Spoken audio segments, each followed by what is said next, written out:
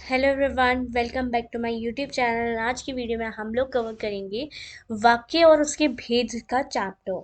ठीक है, तो अब इस चैप्टर को कंटिन्यू करते हैं, वाक्य और उसके भेद। अगर आप लोगों ने मेरे चैनल को अभी तक सब्सक्राइब नहीं किया तो please subscribe my YouTube channel. Till then आप लोग वीडियो देखिए। तो वाक्य क्या है? बेसिकली वाक्य शब्दों का व्यवस्थित रूप जिससे मनुष्य अपने विचारों का आदान प्रदान करता है। मतलब अपने विचारों को आदान प्रदान करने का जो समाधान है, जिसके थ्रू हम चीज़ों को बता सकते हैं, वो वाक्य है। वाक्य हम बोल सकते हैं। एक सामान्य वाक्य में कर्ता कर्म और क्रिया होते हैं, साधारण वाक्य में कर्ता कर्म और क्रिया होते हैं। दो या दो से अधिक पदों के सार्थक समूहों को जिसका पूरा पूरा अर्थ निकलता है उसे वाक्य कहते हैं। सत्य की विजय होती है, तो इसका पूरा पूरा अर्थ निकलेगा। जिसका पूरा पूरा अर्थ नहीं निकलेगा वो वाक्य नहीं कहलाता है। ठीक है, पूरा पूरा अर्थ निकलना चाहिए। तत्व वाक्य के तत्व में अगर हम देखते हैं, दो तत्व होते हैं, उद्देश्य और विधेय। तो उद्देश्य जो जिसके बारे में कुछ कहा जाए, जिसके बारे में कुछ बोला जा रहा है, वो उद्देश्य है। जिसके बारे में जो कुछ भी कहा जा रहा है वो विधेय है। जो भी कुछ कहा जा रहा है, जैसे कि सॉरी फॉर डिले। ठीक है, अब उद्देश्य की बात करते हैं हम।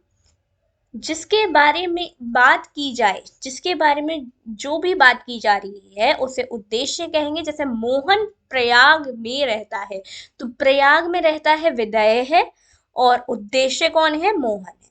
मोहन इसमें कौन है? उद्देश्य है। विधेय, विधेय जिसके बारे में जो कुछ कहा जा रहा है, यानी कि प्रयाग में रहता है तो विधेय है। ठीक है, उसके आगे मोहन प्रयाग में रहता है, तो उसमें मोहन उद्देश्य है और विधेय कौन है? प्रयाग में रहता है। आगे बढ़ते हैं। वाक्य के भेद। वाक्य के दो प्रकार होते हैं, जैसे कि अर्थ के आधार पर होता है पहला, उसके उसके अलग वाक्य के भेद होते हैं अर्थ के आधार पर। रचना के आधार पर अलग होते हैं। तो अर्थ के आधार पर जल्दी से देख लेते हैं। 8 प्रकार होते हैं: विधान, निषेध, प्रश्नवाचक, विस्मयादिबोधक, आज्ञावाचक, इच्छावाचक, संकेतवाचक, संदेहवाचक। वैसे इतना ही पूछा जाता है वाक्य के कितने भेद होते हैं, तो 2 अर्थ के आधार पर और संरचना के वो रचना के आधार पर। ठीक है। विधानवाचक वाक्य, जो मतलब जो जानकारी प्राप्त करने को, जिसकी जिससे किसी का प्रकार की जानकारी प्राप्त होती है, विधान वाचक कहलाता है। भारत एक देश है, तो ये पता चल गया हमें कि भारत एक देश है, उसके बारे में यहाँ पे बात की जा रही है। निषेध यानी कि कार्य न होने का भाव प्रकट होता है। जैसे मैं दूध नहीं पिया, नहीं आ जाएगा तो वो निषेध है। न निषेध है मतलब नहीं हुआ वो कार्य पूरा, निषेध है ना। प्रश्नवाचक वाक्य। प्रश्नवाचक, वह वाक्य जिसके द्वारा किसी का प्रकार का प्रश्न किया जा सकते हैं। जैसे कि भारत क्या है, तो यहाँ पे क्वेश्चन मार्क लगा हुआ है, तो ये प्रश्नवाचक हम कह सकते हैं। ये क्या है? एक प्रश्नवाचक वाक्य है। आगे बढ़ते हैं। विस्मयदिबोधक यानी कि जिसमें हम एक्साइटमेंट शो करते हैं। विस्मयदिबोधक जिसमें गहरे भाव को व्यक्त किया जाता है। गहरा अनुभव यानी कि गहरा भाव को क्या किया जाए? प्रकट किया जाए। आहा कितना सुंदर फूल है। ठीक है। ओह कितनी गर्मी है, तो इसमें हम अपनी एक्साइटमेंट, अपना प्रभाव, अपना भाव, गहरे भाव को शेयर करते हुए नजर आ रहे हैं। आज्ञावाचक यानी कि जिसमें किसी प्रकार की आज्ञा दी जाती है या प्रधानता दी जाती है, उसे आज्ञावाचक वाक्य कहते हैं।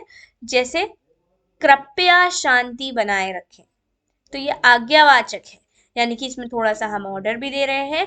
आप यहाँ बैठ जाइए, यहाँ पे हम ऑर्डर देते हुए नजर आ रहे हैं। इच्छावाचक वाक्य क्या है? जिस वाक्यों में किसी इच्छा, आकांक्षा या आशीर्वाद का बोध होता है, उन्हें इच्छावाचक कहते हैं। इच्छा जिसमें आप अपनी इच्छा को जाहिर करते हैं, उसे इच्छावाचक वाक्य कहते हैं। ठीक है, अब आगे बढ़ते हैं हम लोग। संकेतवाचक वाक्य, जिस वाक्य में एक क्रिया हो और दूसरी क्रिया उस पर निर्भर होती है, उन्हें हम संकेतवाचक वाक्य कहते हैं। यदि वर्षा होती तो फसल हो अच्छी होती, ठीक है। तो यदि, तो इसमें ऐसे शब्दों का प्रयोग किया जाता है ज्यादातर। संदेहवाचक, जहाँ पे आपको मतलब आपको संभावना लगती है कि ये चीज हो सकती है, शायद शाम को वर्षा होगी, शाम यानी कि रात को, शाम को। रचना के आधार पर तीन होते हैं, सरल, मिश्रित, संयुक्त। साधारण वाला होता है जिसमें जिस वाक्य में एक ही क्रिया होती है और एक कर्ता होता है, और वो साधारण सरल वाक्य कहलाता है। दूसरे शब्दों में, जिन वाक्यों में केवल एक ही उद्देश्य हो और दूसरे में विधेय की हो, ठीक है। सरल वाक्यों में एक ही मुख्य क्रिया होती है। नेक्स्ट, मुकेश पढ़ता है, रोहन खेलता है, तो ये सारी क्या है, सरल वाक्य है। नाउ वी टॉक अबाउट संयुक्त वाक्य। जिस वाक्य में दो या दो से अधिक उपवाक्य मिलते हो, परंतु सभी वाक्य प्रधान हो, एक दूसरे पे निर्भर ना कर रहे हो।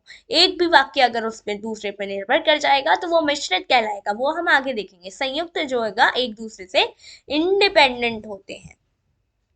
जैसे कि इसमें एग्जाम्पल अभी है नहीं, जैसे वह सुबह गया और शाम को लौट आया, तो वह सुबह गया भी पूरा है, शाम को लौट आया ये भी पूरा है, वह शाम को लौट आया, तो ये निर्भर नहीं कर रहे होते हैं। मिश्र वाक्य, जो एक प्रधान होता है, दूसरा उसके ऊपर निर्भर कर रहा होता है, दूसरा उसके ऊपर निर्भर कर रहा होता है। तो ये था हमारा पूरा वाक्य और उसके भेद। दो भेद होते हैं, रचना के आधार पर, अर्थ के आधार पर। रचना के आधार पर तीन होते हैं और अर्थ के आधार पर काफ़ी सारे होते हैं, सबको हमने डिस्कस कर लिया। अगर मेरे चैनल को सब्सक्राइब नहीं किया है तो please subscribe my YouTube channel. Till then take care, bye bye.